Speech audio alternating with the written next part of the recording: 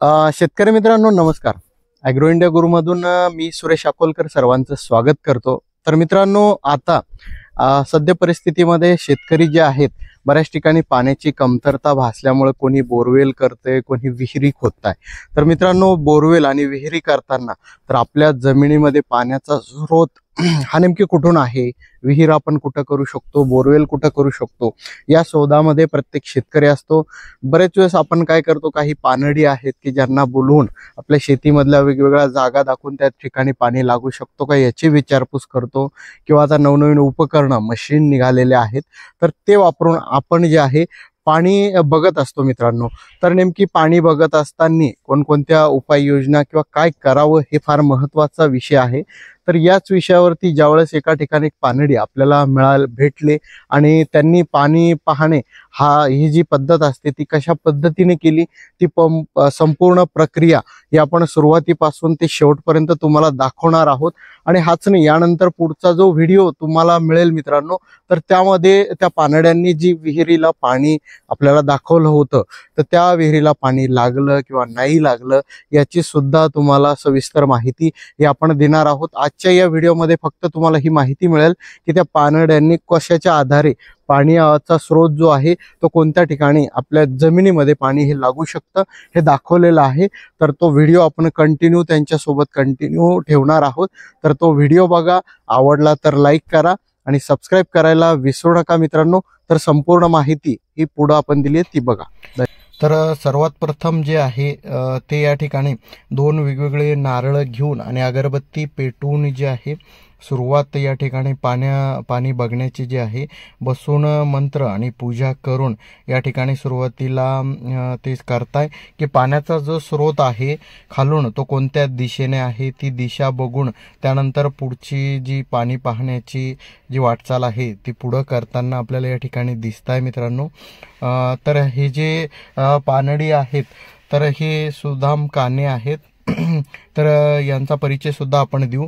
तर त्यानंतर त्याची दिशा ठरल्यानंतर ते समोर जाऊन शेतामध्ये वेगवेगळ्या पॉइंटला वेगवेगळ्या पाण्याचा जो शोध आहे तो घेताय. एका हातात एक शेंडी नसलेलं म्हणजे सोललेलं नारळ आणि दुसऱ्या हातामध्ये अगरबत्ती आणि दुसरा नारळ की ते वेगवेगळ्या दिशेला फिरवल्यानंतर ज्या दिशेकडून पाणी असेल त्या दिशेने नारळ जे आहे ते वरती होताना आपल्याला दिसतंय. त्या दिशा वेगवेगळ्या बघून नेमकी पॉइंट जो पाण्याचा स्रोत जमिनीमधून स्रोत आहे तो कुठे निघू शकतो एक त्याद्वारे ते बघत असतात. कारण त्यांची जी पाणी बघण्याची जी कला आहे ती वेगळ्या पद्धतीने आहे की 2 नारळाच्या साह्याने नारळ ज्या दिशेने म्हणजे दुसरं नारळ ज्या दिशेने केलंय त्या दिशेने जर नारळ हलत असेल उभं राहत असेल तर त्या दिशेने पाणी हे येताना दिसतंय असं त्यांचं म्हणणं होतं. हा जो आपण पॉइंट बघताय मित्रांनो तर या ठिकाणी पाण्याचा स्रोत हा फक्त एका दिशेने पाणी वाहते बरोबर आहे पण खाली पाणी वाहण्याचा जमिनीची काही संबंध नाही. नको वरचं पाणी वाहतं समजा जमिनीची शिराचा काय संबंध नाही. कोपऱ्यात वाहून दाखवतो. या ठिकाणी पाण्याचा स्रोत हा कमी आहे त्यामुळे दिशा बदलून आपण दुसऱ्या ठिकाणी त्यांनी पॉइंट काढण्यासाठी शोधाशोध चालू केली. तर ती दिशा जी दाखवत आहे त्या दिशेने ते आता समोर येत आहे की नेमकी पाणी कोणत्या दिशेने आहे. तर तुम्ही बघू शकता नारळ जे आहे त्या दिशेने एक दिशा दाखवतंय की ज्या दिशेला पाण्याचा स्रोत आहे तर त्या दिशेने आता पॉइंट हा काढला जातोय.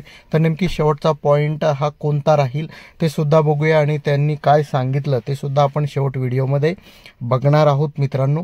त्यामुळे आपण या जो तुम्हाला दाखवतोय पाणी दाखवतोय तर ते पाणी ज्यावेळेस विहीर खोदल्या जाईल त्यावेळेस तिथं पाणी लागतंय नाही लागतंय किती फुटावर लागतंय ती संपूर्ण माहिती तुम्हाला देणार आहोत.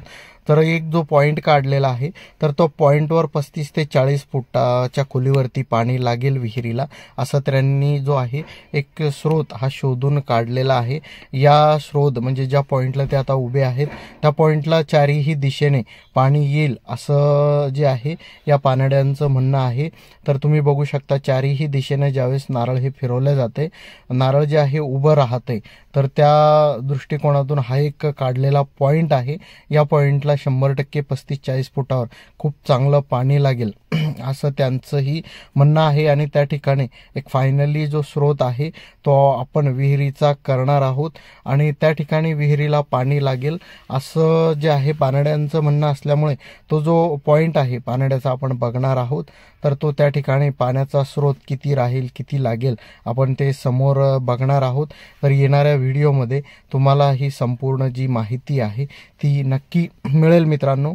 तर व्हिडिओ जर तुम्हाला आवडला तर लाईक करा आणि शेवट जे आहे पानडी काय म्हणताय ते सुद्धा आपण बघणार आहोत की हा जो पॉईंट त्यांनी काढलाय या पॉईंटच्या उद्देशाने नेमके काय काय राहील, किती प्रमाणात पाणी लागू शकतं, स्रोत कसे आहेत ते संपूर्ण आपण या ठिकाणी बघणार आहोत. त्याच्यामध्ये इकडे गेल्यानंतर दोन्ही लिंबाची बैला बांधेल तिथून येणार. इकडे आल्यानंतर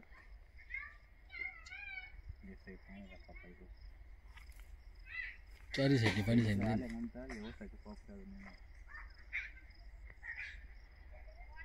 इकडे बी फक्त होऊन जाणार तिथून असं. इथं असं इथून समजा सेंटर इथं बी घेतलं तुम्ही तर काही अडचण नाही येणार. इथं बी म्हणजे इथून गोलाईमध्ये येऊन जाईल. चालतं ना दगडच सेंटर